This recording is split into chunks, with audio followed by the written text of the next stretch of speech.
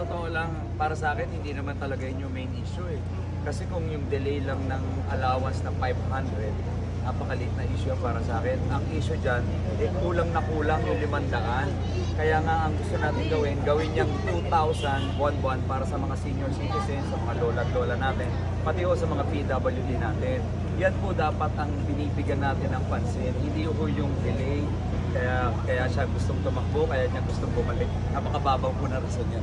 Ang kailangan natin ay mas mataas na allowance para mas makaraos, mag-survive.